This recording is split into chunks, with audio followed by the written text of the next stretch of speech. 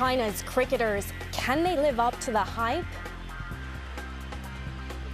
Back in the black, Sportsworld goes karting with New Zealand's A1 Grand Prix team. And we'll take you horse racing for Lesotho's Independence Day.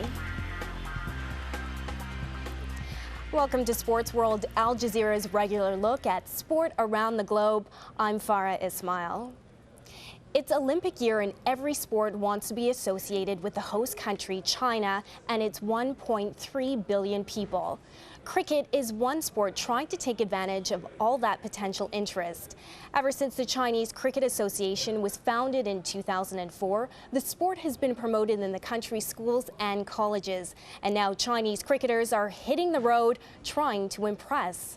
Sportsworld's Rahul Pathak went to one such event in Thailand, where he caught up with the China Under-19 team.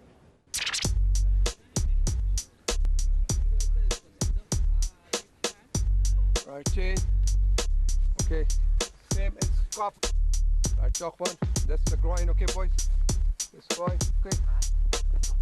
There have been a lot of bold predictions about Chinese cricket in the last few years.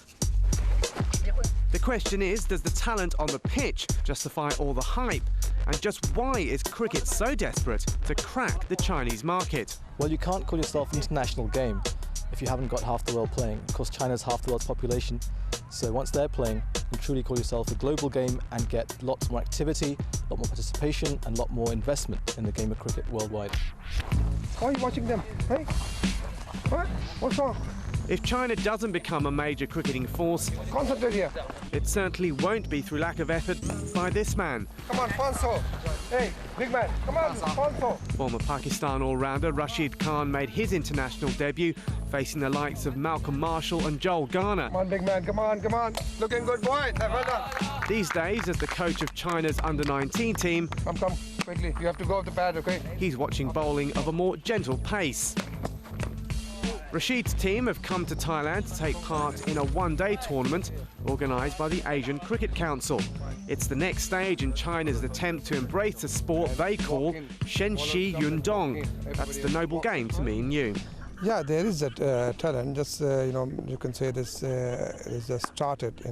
And the Chinese Cricket Association, and with the help of the ACC and with the PCB also, they're trying to developing cricket in China, and the boys are very keen to play cricket. And for them, this is a new game entirely, because there is no culture about the cricket, and even in the not even at the TV there's. So, but slowly, is going up. Yeah. You say there's no culture. What is it that most impresses you about these boys? They're very hard worker. They're very listener, good listener, and also and they try everything. But the problem they don't watch the cricket regularly. So for them is an entirely new game. I started playing in October 2006. I used to play baseball, but when our school started a cricket team, I switched from baseball to cricket. And after a while, I gradually started to love the game. I love it because it's a noble game, you need teamwork, and I like playing for the honor of the team. All my classmates know about cricket, and they are proud that I'm the first from my school to represent my country.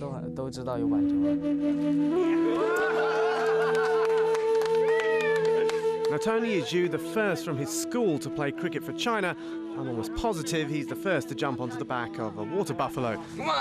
Come on, baby.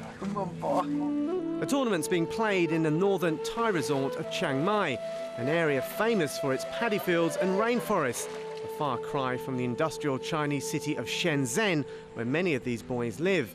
9 of the squad are from the Tonglei school in Shenzhen. It's one of 69 schools that currently play in a national tournament held annually. Well, here we are for China's first match in this tournament. They're taking on Bhutan. On the face of it, it's a real David versus Goliath struggle. China, population 1.7 billion, versus Bhutan, a country of just over 672,000. But in cricketing terms, it's a very different story. Many of the Bhutanese have been playing the game of cricket for 6 to 7 years. As for the Chinese, well, some of them only took up the game 6 months ago. And that lack of experience showed as the Chinese struggled to make an impact against a good Bhutan team. But when you consider that most of this team are 3 years younger than their opponents, maybe that's not surprising. In fact, many of this side played here last year as part of an under-15 team. And for some of the expat spectators, the improvement is obvious. Today, I'm just so delighted for them. I think they performed superbly today. They're a very strong side, this Bhutanese side. But they stayed at their task. They bowled really well today, fielded well. Enthusiasm right up to the last ball. I saw them last month when they were up here for the under-15, and I'd say they've improved 100%. Their batting is certainly far steadier, particularly against the fast bowlers. They're finding they settled very well against the fast bowlers and played very steadily. But they're still at sea a little bit with their spin bowling. China's inability to play the spinning ball might not have been foremost in the minds of most of the locals, but what they did see was a Chinese team that's learning fast. They eventually lost to Bhutan, but the team's performances did improve as the tournament went on. So definitely something to build on for the future. The main thing what I have seen, the overall all the schools, they're all enjoying cricket. The kids, they're the national team is 19, the 19 team is there, the 15. They don't have any past, they don't have any history. So they are the national team, and they're very enthusiastic about this game. And even the boys and the girls and the women, they're all crazy about this game at this stage. The immediate goal is the 2010 Asian Games in Guangzhou. Cricket is one of the events and China will be taking part. Will it be the catalyst for the game to take hold amongst the masses? Well, both the international and Asian cricket councils certainly hope so. And how's your Chinese coming along? I'm learning and yeah, I can speak a bit. Well, give me a Chinese word. Ni hao ma and xie xie, all these things. Rahul Pathak, Al Jazeera, Thailand. Well, if you want to break into the world of Formula One racing, you'll have to prove yourself first in one of the smaller motorsport series such as A1 racing. New Zealander Johnny Reid is getting that kind of attention. He was the early pace setter in the A1 championship, and Sportsworld Wayne Hay caught up with him. When Johnny Reid wants to bring himself back to earth to escape the high-octane world of the A1 GP Championship, this is where he comes. There's so many memories there, and today just brings some of those back. There is no glitz or glamour here. There's no one in a grandstand that wouldn't hold many people anyway. But Reid doesn't mind.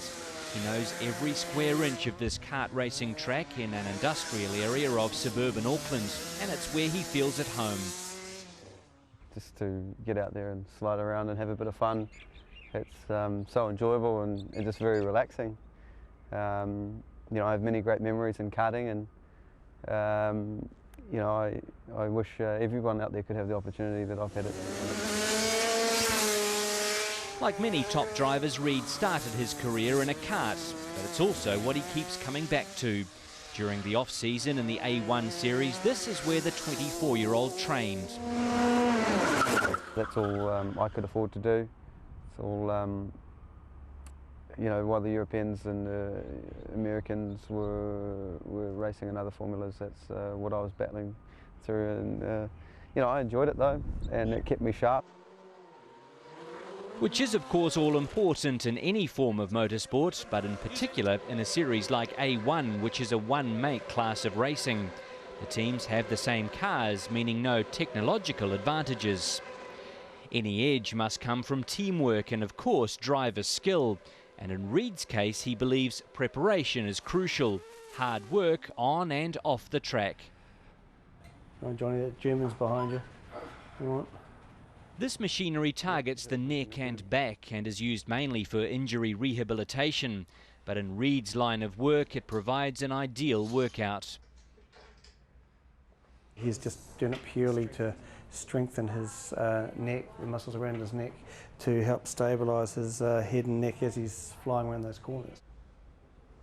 That shakes. This is by far the best sort of training routine that I've had for motorsport, and it's already shown it's made a difference to the start of the championship this year, and it's going to make a difference right on throughout. So roll your chin in, roll it in, And stop.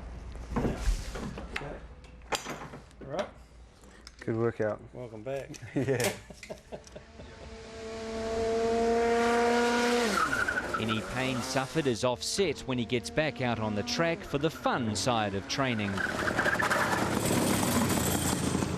Johnny Reid may well be a homeboy of sorts and love coming back here to New Zealand, back to his roots.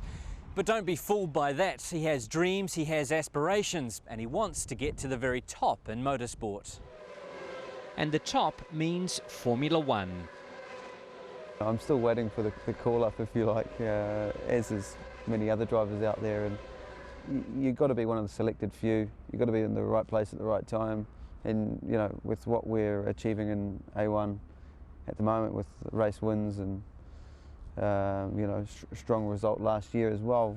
Who knows what could happen? That call-up could be coming sooner than I expect. But